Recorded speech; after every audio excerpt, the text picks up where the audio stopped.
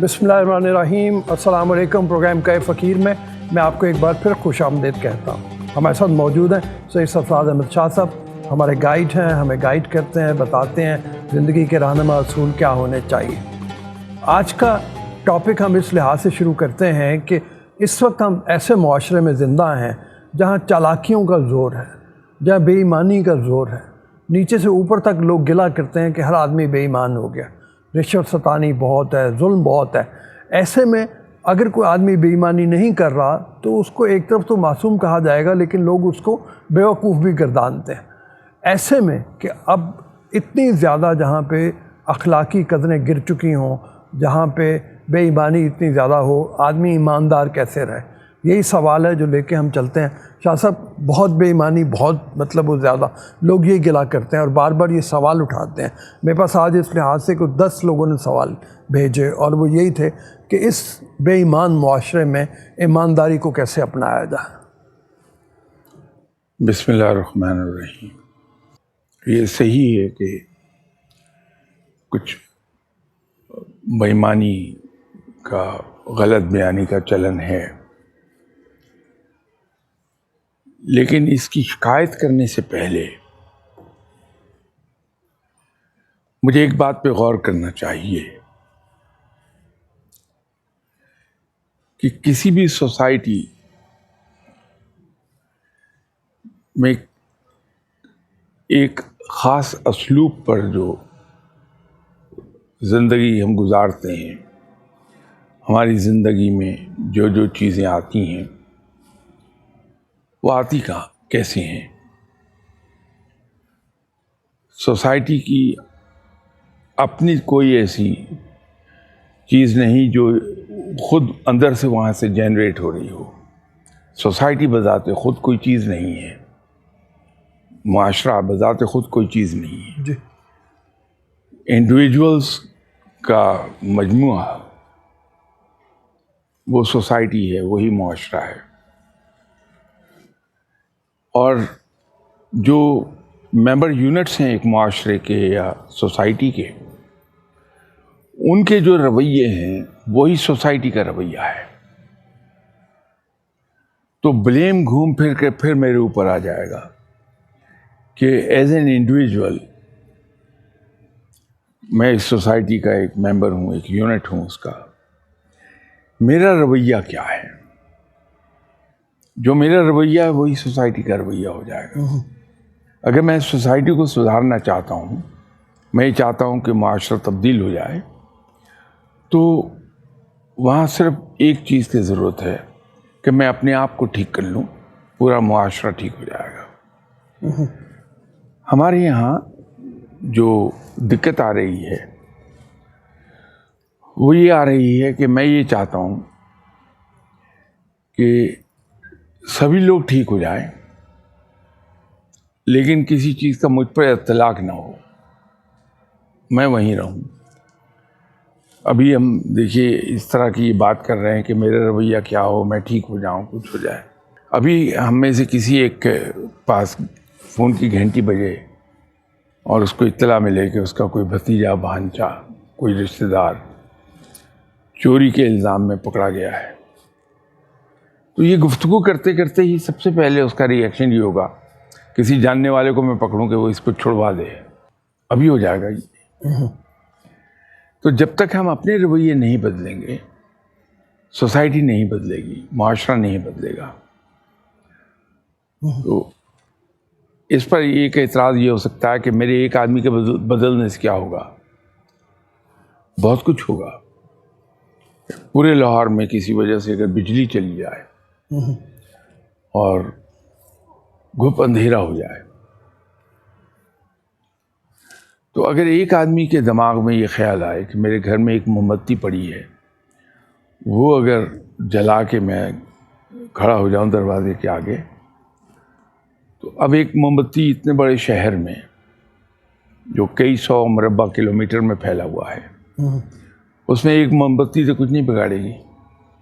लेकिन होगा क्या कि वो एक आदमी जो मोमबत्ती जला के बाहर खड़ा है, उसको देखते हुए उसका पड़ोसी आ जाएगा, उसको देख के दूसरे लोग आएंगे, رفتہ رفتہ پورا شہر موم بتی کی روشنی سے روشن ہو جائے گا. تو اگر ایک آدمی نے اپنے رویے بدلنے شروع کیے تو آہستہ آہستہ رویے بدلتے چلے جائیں گے. تو ہمیں خود پہ کنٹرول کرنا ہوگا پہلے, تب جا کے یہ معاشرہ ٹھیک ہوگا. شاہ صاحب میں ایک بار ایک اور چینل پہ پروگرام کر رہا تھا, تو مجھے یاد ہے کہ نیب نے وہ اسپانسر کیے ہوئے تھے پروگرام, اور ہم ہر محکمے ہر اس کے حوالے سے دیکھ رہے تھے. تو جس وقت ہم بیوروکریسی میں آ کے ہم پروگرام کر رہے تھے تو اکثر بیوروکریٹس کا یہ کہنا تھا کہ اس بے ایمانی میں ایک الگ جزیرہ نہیں بنا سکتا. تو جس وقت اپنی اس حیثیت میں ہم پہنچ جائیں گے کہ میں الگ جزیرہ بنا ہی نہیں سکتا, تو پھر تو معاشرہ بالکل بدحالی کا شکار ہوگا, جو ہو گیا ہمارا. مطلب یہی سوچ بدلنی پڑے گی کہ میں اکیلا کچھ نہیں کر سکتا. جیسے میں نے ابھی ایک مثال دی آپ کو کہ ایک آدمی 1 کروڑ کی آبادی میں سے ایک آدمی موم بتی جلا کے باہر نکل آئے تو 2-4 گھنٹے کے اندر اندر پورا شہر روشن ہو جائے گا. تو ہم یہ کریں تو ہم تو بہہ جاتے ہیں اپنی نفسانی خواہشات, جو میرا نفس مجھے اکساتا ہے کہ میرے نیکسٹ پڑوسی کے پاس روپیہ پیسہ ہے, تم کیوں نہیں روپیہ پیسہ جنریٹ کرتے. اس پہ لوگ یہ کہتے ہیں کہ چونکہ یہ تقلید کی حص انسان میں موجود ہے, دوسروں کو دیکھ کے اسی راہ پہ جانا چاہتا ہے وہ. میں اس کو نہیں شاید تسلیم کر پاؤں. I find it hard to believe کہ یہ ایسا ہے. اسلام کے شروع دنوں میں جتنی غربت تھی, کیا آج وہ ہمارے یہاں اتنی غربت ہے؟ نیکی بے پناہ تھی اس وقت. پھر بہت سے صحابہ کرام ایسے تھے جو بڑے دولت مند تھے, باوجود اللہ کی راہ میں کھلے ہاتھ سے تقسیم کرنے کے, بغیر گنے تقسیم کرنے کے, پھر بھی وہ بہت امیر تھے. تو ایسے صحابہ تو نہیں اپنی روش چھوڑ گئے یہ دیکھ کے کہ فلاں صحابی امیر ہیں. انہوں نے اپنے آپ کو کنٹرول کیا ہے. تو یہ کہنا شاید درست نہ ہو. ہم مسلمان ہیں الحمدللہ, آپ صلی اللہ علیہ وسلم کی امتی ہیں. صحابہ کرام کو نہ صرف ماننے والے ہیں بلکہ ان کی تقلید کرنے والے بھی ہیں. تو انہی کو اگر ہم اپنا رول ماڈل مقرر کر لیں اور اپنی ذات کے ساتھ لڑیں, بات صرف لڑنے کی ہے, اپنی ذات کے ساتھ. اس میں یہ فرمائیے, آپ نے باہر دنیا بہت دیکھی ہے, انگلینڈ بہت زیادہ آپ کا آنا جانا ہوتا ہے, میں نے بھی دیکھی ہے. 2 معاشرے بڑے ڈفرینٹ ہمیں لگتے ہیں. ایک تو انگلینڈ امریکہ وغیرہ کا ہے جہاں پہ عام انسان کو اداروں کی طرف سے کوئی رکاوٹ پیش نہیں آتی, جس کی بنیاد کے اوپر وہ زیادہ تر ایک سچ کی فضا میں یا مطلب ایمانداری کی فضا میں رہتے ہیں. ایک اب UAE دبئی وغیرہ کا ہے جہاں پہ اوپر سے اتھارٹی بہت زیادہ ہے, سزاؤں کا عملداری بہت زیادہ ہے, سعودی عرب میں بھی اسی طرح سے. تو ہمارے ہاں کیا ان 2 چیزوں کا فقدان ہے؟ ایک تو ادارہ جاتی کرپشن بہت ہے اور دوسرے سزائیں نہیں ہیں مطلب ایسی. تو اس میں فرد کے لیے شاید مشکل ہو جاتا ہے پھر کہ وہ اپنے آپ کو بچا سکے. مثلا آپ وابڈا کے محکمے میں جائیں, آپ جو مرضی کریں, یا تو آپ 5 سال کے لیے بھول جائیں کہ آپ کے گھر میں لائٹ لگے گی, اور یا پھر یہ ہے کہ آپ ان کا معاوضہ ان کو دیں گے اور وہ فوراً آپ کا کام ہو جائے گا. تو یہ رکاوٹیں بھی تو ہیں نا ساتھ میں. بالکل ہیں, اور انسان ان رکاوٹوں کو دور کرنا چاہتا ہے, ہر کوئی آسائش چاہتا ہے. لیکن دیکھنے کی بات یہ ہے کہ جہاں 80% لوگ وہ ہیں جو اپنی زندگی آسان بنانے کے لیے رشوت دے دیں گے, وہاں 20% ایسے بھی ہیں, میں بہت سے لوگوں کو جانتا ہوں کہ وہ تکلیف اٹھاتے رہتے ہیں, رشوت نہیں دیتے, لیکن زندگی وہ بھی گزار رہے ہیں. ٹھیک ہے. رشوت میجورٹی ہم میں سے رشوت لیتی ہے, لیکن تقریباً ایک سٹڈی کے مطابق 20% ایسے لوگ بھی ہیں جو رشوت نہیں لیتے, زندگی وہ بھی گزار رہے ہیں اور رب تعالیٰ ایسے انتظامات کرتا ہے کہ وہ بڑے مزے کی زندگی گزار لیتے ہیں. شروع میں تکلیف آتی ہیں. یہ جو تھوڑی دیر پہلے آپ ذکر کر رہے تھے کہ بیوروکریسی کو جب آپ ڈسکس کر رہے تھے تو آپ کو یہ جواب ملا. ہمارے یہاں ایک چلن ہے، اور آئی نو اس سے بہت سے لوگ افینڈ ہو جائیں گے میری اس بات سے، لیکن ہے سچ کہ ہم اللہ کے احکامات میں سلیکٹو ہیں. رشوت کو آپ کیوں نہیں کنٹرول کر پاتے؟ اس کی ایک بیسک وجہ ہے. آپ جہاں بھی لکھا ہوا پڑھیں گے یا سنیں گے، ڈسکشنز ہوں گی، وہاں ہمیشہ رشوت لینے والے کو کنڈیم کیا جا رہا ہے. اگر حالات ہی اتنے ناساز ہوں جتنے ہمارے ہیں تو کیا اس میں ہم مجبور نہیں ہو جاتے بے ایمانی کرنے کے لیے؟ میرا جواب شاید روٹین سے ہٹ کے ہوگا کہ نہیں، ہم مجبور نہیں ہوتے. ہمارے اندر جو خوف خدا ہے، یہ احساس کہ مجھے کل کو اللہ کے سامنے پیش ہونا ہے اور میرا نامہ اعمال میرے ہاتھ میں دے دیا جائے گا، وہ مجھے روکے گی اس چیز سے. ضرورت اس بات کی ہے کہ میرے دل میں ان ریئل سینس خوف خدا پیدا ہو جائے تو میں برائیوں سے رک جاؤں گا. جو آپ بتا رہے ہیں اس کے تحت زندگی بہت کٹھن ہے، تو مطلب آپ کا ارشاد یہ ہے کہ کٹھن زندگی کے لیے آدمی کو تیار رہنا چاہیے، چاہے غربت ہی کیوں نہ ہو. ایک اور سوال میرے پاس اسی طرح سے ہے، یہ بھی میں مطلب پڑھ دیتا ہوں. یہ بلکہ ایک صاحب کا چھوٹا سا خط ہے ہمارے نام، اور اس میں بنیادی بات یہ لکھی ہوئی ہے کہ ہم غریب لوگ ہیں اور ہمارے پاس زندگی بنیادی سہولیات بھی نہیں ہے زندگی کے. ایسے میں جب ہم اپنے آس پاس بلند عمارات کو دیکھتے ہیں، کوٹھیوں کو دیکھتے ہیں، تو ہمارا بھی دل مچلتا ہے کہ ایسی چیز ہمارے پاس بھی ہو. اب ہماری استطاعت نہیں ہے تو ہم کیا کریں؟ مطلب یہ عین فطری بات ہے، دل کا مچلنا. لیکن اللہ تو ہمیں یہ تعلیم دے رہا ہے کہ ہم جائز راستے سے محنت کر کے اوپر آ جائیں اور ہم ترقی کر لیں. اسلام تو نہیں روکتا اس بات سے. ضرورت اس بات کی ہے کہ ہم 3 چیزوں کو بیک وقت ایکسرسائز کر لیں: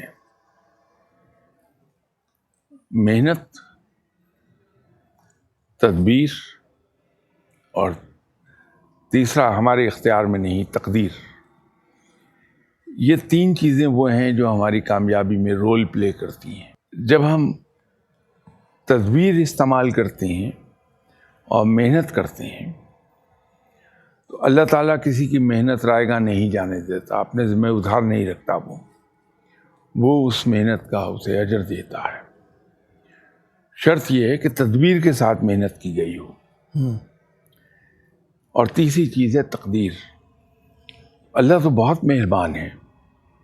اگر ایک کام جس کے لیے میں نے تدبیر بھی استعمال کی، میں نے محنت بھی کی، لیکن وہ کام پھر نہیں ہوا، تو مجھے یہ یقین کر لینا چاہیے کہ رب تعالیٰ کے پاس میرے لیے اس سے کہیں بڑھ کر اچھی چیز موجود ہے. And it's a matter of time کہ وہ کب مجھے مل جائے گی، کل، پرسوں.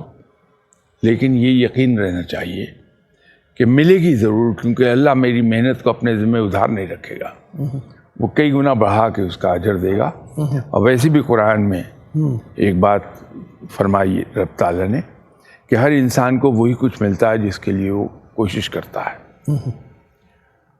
تو رب انعام ضرور دیتا ہے. ٹھیک ہے. تو ہمیں یہ دیکھنا چاہیے کہ کہاں پر ہم سے کوتاہی ہو رہی ہے، ہم اس کو ٹھیک کر لیں. اللہ تعالیٰ اجر دینے والا ہے. آپ کی اپنی زندگی میں دیکھ لیجئے، جب سے ہوش سنبھالا اس وقت سے لے کے اب تک آپ کی نظروں کے سامنے کتنے لوگ ہیں جو بڑی تیزی سے ترقی کر گئے، اوپر چڑھ گئے، بے شمار لوگ ہیں. جی. باقی لوگ سب نے ترقی کی ہے. یہ اور بات ہے کہ رفتار کا فرق ہے ترقی کی. تو اللہ تعالیٰ پر پورا بھروسہ رکھنا چاہیے. پروردگار نوازتا ہے. صرف بات اتنی سی ہے کہ ہم تدبیر اور محنت دونوں کو یکجا کر لیں. ٹھیک ہے. اس میں سے ایک چھوٹا سا سوال پھر لوگوں کی طرف آتے ہیں کہ تدبیر کا تعلق جو ہے وہ عقل سے، شعور سے ہے. تو زیادہ تر معاشرے میں ہمارے لوگ ایسے ہیں جو بیچارے پڑھے لکھے نہیں ہیں، تو ان کی تدبیر بھی بہت ہی چھوٹی ہوگی. ہمارے آبا و اجداد، زیادہ دور نہ جائیے، میرے اور آپ کے دادا، ان کے والد، اس وقت تو تعلیم نہیں تھی ہمارے پاس. ہماری جنریشن کے لوگ ہیں، ان کی سب کی مائیں زیادہ تعلیم یافتہ نہیں تھیں، لیکن ان کے پاس اسٹریٹ وزڈم بے پناہ تھی. بزرگوں کے فیصلے، یہ جن کو ہم اقدار کہتے ہیں، معاشرتی اقدار، سوشل ویلیوز، یہ کیسے وجود میں آئی ہیں؟ یہ بزرگ ہی ہیں جنہوں نے صدیوں پر محیط تجربوں کی بنیاد پر کچھ اصول گھڑے ہیں جن کو آج ہم اقدار کہتے ہیں. تو ان کے پاس تو اتنی تعلیم نہیں تھی، لیکن سمجھ تھی. آپ کو بے شمار کامیاب لوگ مل جائیں گے بزنس کے، دوسرے شعبوں میں بھی. احسان دانش بڑی گلیئرنگ ایگزامپل ہیں. کیا نام پایا انہوں نے. تو دنیاوی علم کہاں تھا، مالی تھے، بیسیکلی مالی کا کام. ایک جس یونیورسٹی میں وہ نچلے درجے کا کام کر رہے تھے، لوئسٹ پیڈ امپلائی کہیے آپ، وہیں وہ ماسٹر کے اردو کے پرچوں کو مارکنگ کرتے تھے. ترقی اس کو کہتے ہیں. تو وزڈم اللہ عطا کرتا ہے. ہوتا کیا ہے کہ in most of the cases جو میں نے دیکھا ہے، ہماری عقل پر لالچ کا پردہ پڑ جاتا ہے، یا ہم بہت جلدی میں ہوتے ہیں کہ رزلٹ ہمارے فوری طور پر پروڈیوس ہو جائیں. اللہ کے یہاں کوئی چینج ریولیوشنری نہیں آتی ہے. اللہ کے یہاں دیکھ لیجئے، ریولیوشن کہیں نہیں ہے، ایولیوشن ہے.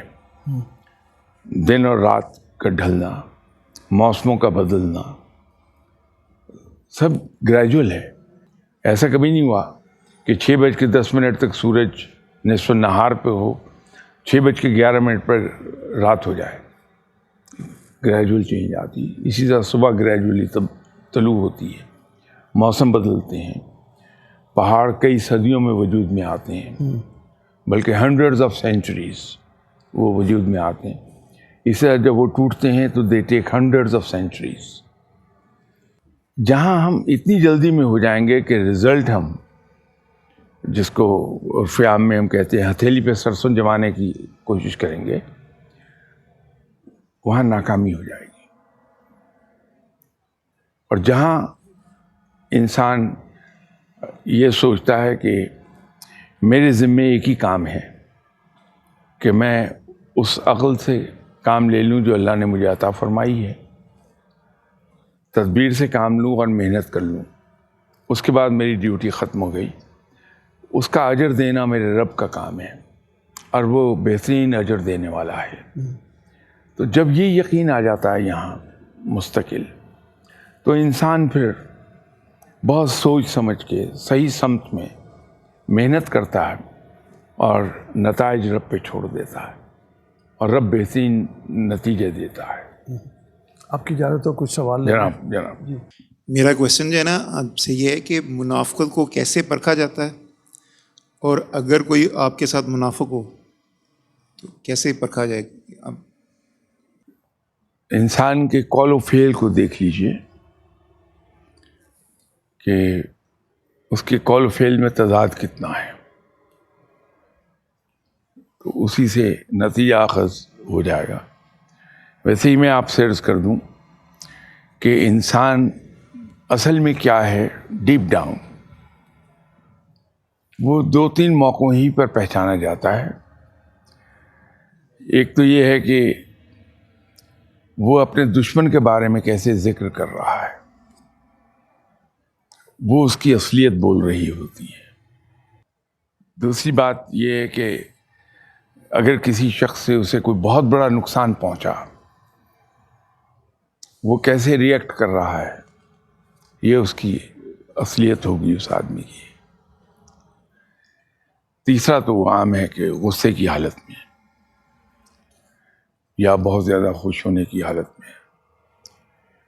تو ہم انسان کو اس کی باتوں سے نہ پرکھیں، بلکہ اس کو اس وقت دیکھیں کہ وہ ہمارے سامنے بیٹھا ہوا اپنے دشمن کے بارے میں کن الفاظ میں ذکر کر رہا ہے۔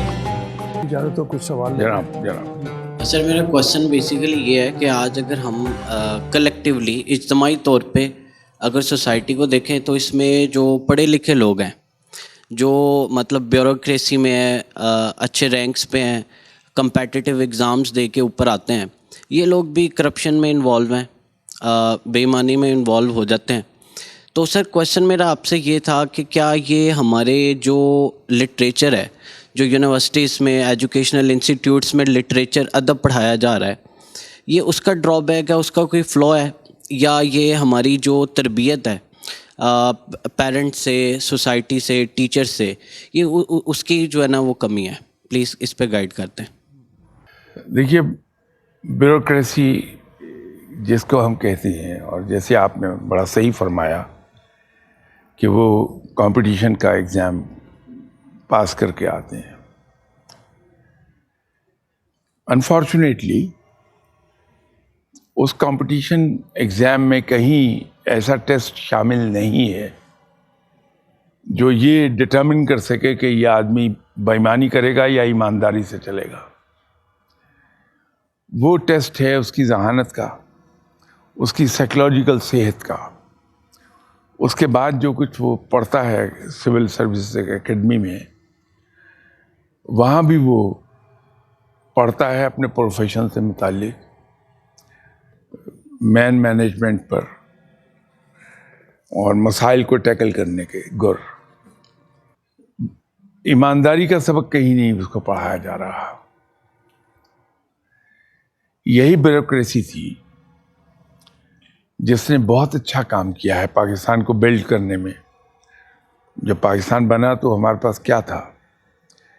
تو یہ بیوروکریسی تھی جس نے اس وقت قانون، قاعدے اور سروسز یہ تمام اسٹیبلش کی تھی، اور رفتہ رفتہ پاکستان کو اس مقام سے اٹھا کے یہاں تک لے گئی تھی کہ وہ 65 کی لڑائی آپ نے بڑی خوبصورتی سے لڑ لی تھی۔ فرق ایک جگہ آیا ہے کہ ہم کسی ایک پروفیشن کے لوگوں کو سنگل آؤٹ نہیں کر پائیں گے۔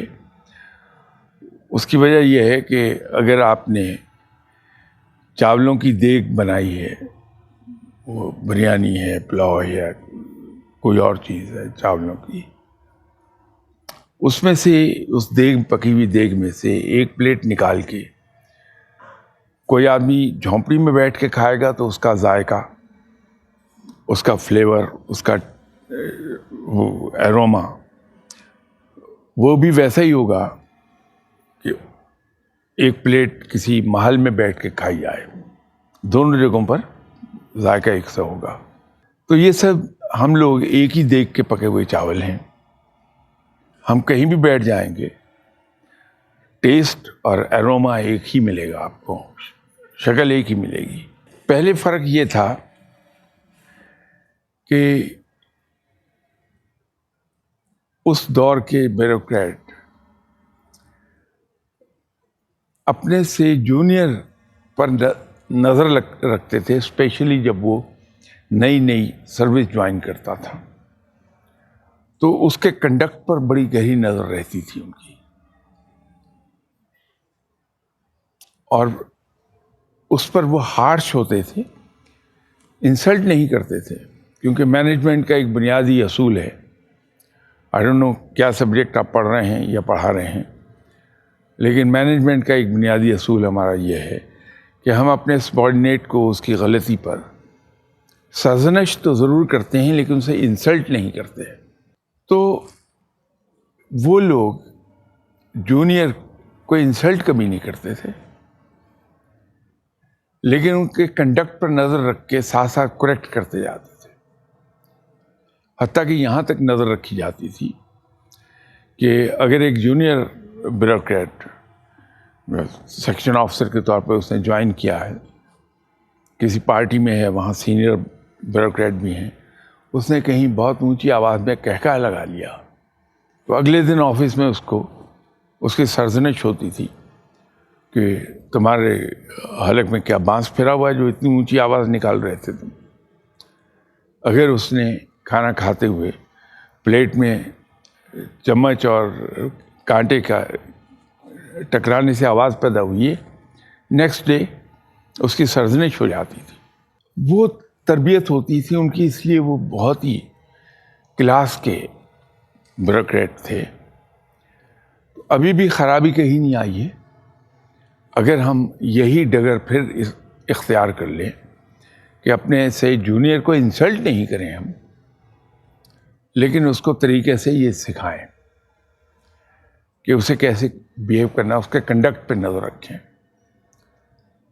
ایک سیکنڈ میں پتہ لگ جاتا ہے کہ اس انسان کا گزارا اپنی سیلری میں ہے یا انکم فرام ادر سورسز پر ہے، تو چیک کر لیا جاتا فوراً، اس کو چیک کر لیتے ہیں فوراً۔ یہ رویے بدلے ہیں، اس کے نتیجے میں یہ سب ہوا ہے۔ ایک دن ایک بیوروکریٹ سے میری گفتگو ہو رہی تھی تو میں نے ان کی توجہ ایک چیز پر دلائی تھی۔ ہم جب کلاس 6 میں تھے تو انگریزی کا ایک پروورب پڑھا کرتے تھے کہ اسٹچ ان ٹائم سیوز 9۔